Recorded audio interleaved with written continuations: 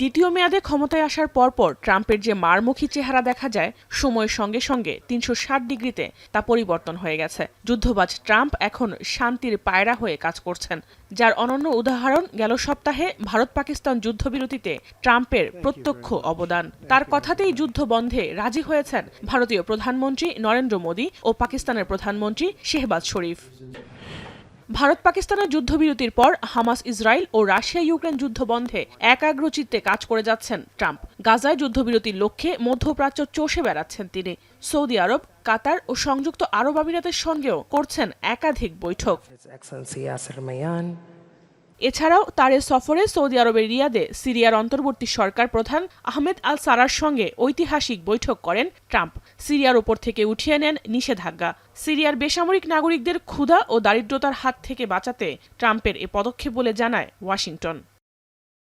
তবে ঠিক কী কারণে হঠাৎ ট্রাম্প যুদ্ধের পরিবর্তে বিশ্ব শান্তি প্রতিষ্ঠায় নিয়োজিত হলেন, এ নিয়ে চলছে চুলচেরা বিশ্লেষণ।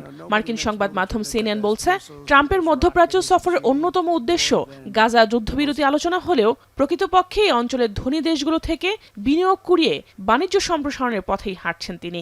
এরই মধ্যে সৌদি আরব, কাতার ও সংযুক্ত আরব আমিরাতের কাছ থেকে $2 ট্রিলিয়ন বেশি বিনিয়োগ পেয়েছে যুক্তরাষ্ট্র।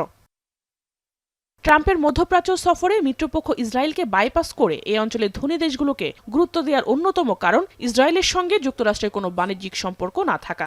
এমনকি ইয়েমেনে হুথি হামলা বন্ধের বিষয়েও তেল আবিবকে আনুষ্ঠানিকভাবে অবগত করেনি ওয়াশিংটন। সিরিয়ার অন্তর্বর্তী প্রেসিডেন্ট আহমেদ আল সারার সঙ্গে ট্রাম্পের বৈঠক ও সিরিয়ার উপর থেকে নিষেধাজ্ঞা উঠিয়ে নেওয়ার বিষয়েও ইসরায়েল কিছুই জানত না। এদিকে ভারত পাকিস্তান যুদ্ধবিরতির পেছনেও রয়েছে যুক্তরাষ্ট্রের বাণিজ্য। যুদ্ধবিরতির পর এক সংবাদ সম্মেলনে ট্রাম্প বলেছিলেন, যুক্তরাষ্ট্রের সঙ্গে বাণিজ্য চালিয়ে যেতে হলে দুই দেশকেই যুদ্ধবিরতিতে সম্মত হতে হবে এবং তার প্রস্তাবে রাজি হয় নয়াদিল্লি ও ইসলামাবাদ। যুদ্ধ বন্ধের পেছনে যুক্তরাষ্ট্রের বাণিজ্য সম্প্রসারণের উদ্দেশ্য থাকলেও তার সাম্প্রতিক কর্মকাণ্ড দেখে নোবেল শান্তি পুরস্কারের ইস্যুটিও ঘুরে ফিরে উঠে আসছে মার্কিন সংবাদ মাধ্যমগুলোতে। জাহানারা ভুঁইয়া, এখন বিশ্ব।